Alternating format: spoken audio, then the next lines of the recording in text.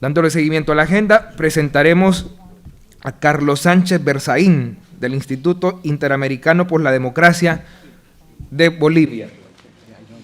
Es todo suyo el tiempo. Gracias, muy amable. Un saludo a todos los presentes y gracias por la invitación. Por los 5 minutos que hay que usar, voy a hacer un apretado resumen tratando de no repetir cosas que ustedes conocen. Primero, quiero empezar diciendo que el siglo XXI está marcado por el crecimiento del castrismo. El siglo XX, del 59 a el inicio del siglo XXI, fueron décadas de castrismo señaladas por fusilamientos, violación de derechos humanos, crímenes de terrorismo, guerrillas rurales, urbanas, invasiones, narcotráfico. Cesó eso cuando cayó la Unión Soviética y montó el castrismo el Foro de Sao Paulo, que estuvo latente mientras Cuba agonizaba en su periodo especial, pero en el 99 llegó Chávez y le proporcionó dinero y petróleo y recreó el castrismo, que penetró en el siglo XXI con el discurso de movimiento bolivariano, Proyecto ALBA, después se llamó socialismo del siglo XXI, y hoy se denomina castrochavismo porque el castrismo del siglo XXI no existiría si no fuera por el aporte del dictador Chávez para recrearlo y para entregarle Venezuela entera. ¿Qué es el castrochavismo? Lo he definido en un libro mío que tiene más de 5 años, que está traducido al inglés y que ahora se presenta el próximo mes en el Brasil, traducido al portugués, que se llama el castrochavismo. El castrochavismo es una organización de delincuencia organizada transnacional que recrea toda la metodología castrista del siglo XX en el siglo XXI y que detenta el poder por medio de terrorismo de Estado bajo el liderazgo de Cuba en Venezuela, Bolivia, Nicaragua, y busca expandirse conspirando contra las democracias de la región. Entonces, ¿cuáles son las notas características del castrochavismo? Primero es castrismo del siglo XXI, nada más. Lo mismo, los mismos crímenes, las mismas prácticas. Ejercicio del poder con terrorismo de Estado, crímenes de lesa humanidad, presos políticos, tortura, asesinato, exilio político, agresión a las democracias, guerrillas, narcotráfico, en el siglo XXI.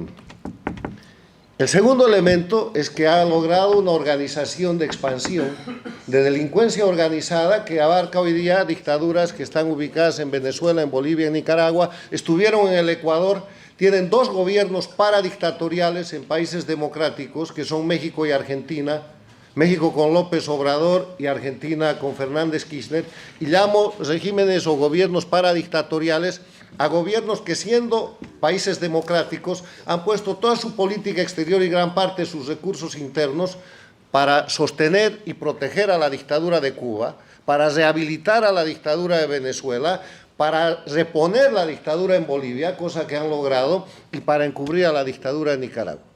Y ese es el papel de López Obrador y de Fernández Kirchner, que están pagando el dinero y el apoyo recibido del castrochavismo para tomar el poder en esos países. Pero hay 2 países más donde detenta el castrochavismo el poder ejecutivo, que son Perú y Chile, bajo observación porque no han logrado avanzar. Y el resto son países bajo amenaza porque a través del Foro de Sao Paulo, a través de las FARC, a través de las organizaciones de narcotráfico, a través de todo el sistema castrochavista, que es muy extenso, que va desde las embajadas de estos países dictatoriales hasta la operación criminal por medio de mafias vinculadas con la mafia rusa, con la mafia iraní y con todo el sistema de las dictaduras transnacionales que están más allá del hemisferio, operan para destrozar las democracias. Entonces, en ese marco, yo creo que es una gran idea un frente hemisférico para la libertad. Debería ser más bien un frente hemisférico contra la dictadura, contra el crimen organizado, porque quiero hacer una precisión: el castrochavismo no es política, es delincuencia.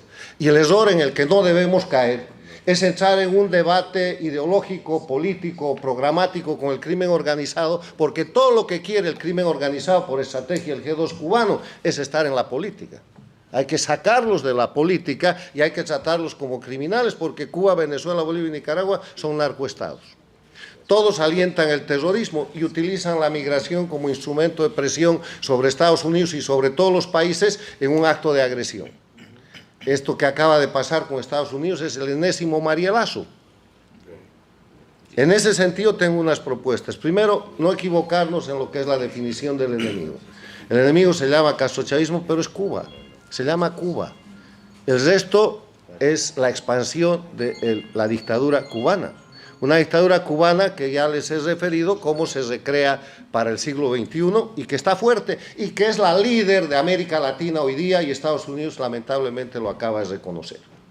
Segundo, hay que definir quiénes somos.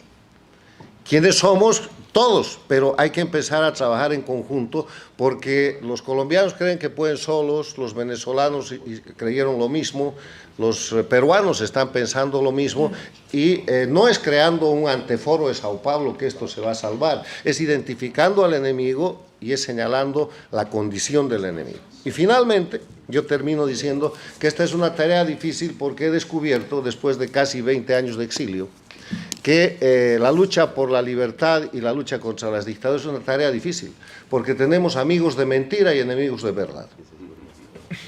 Muy bien.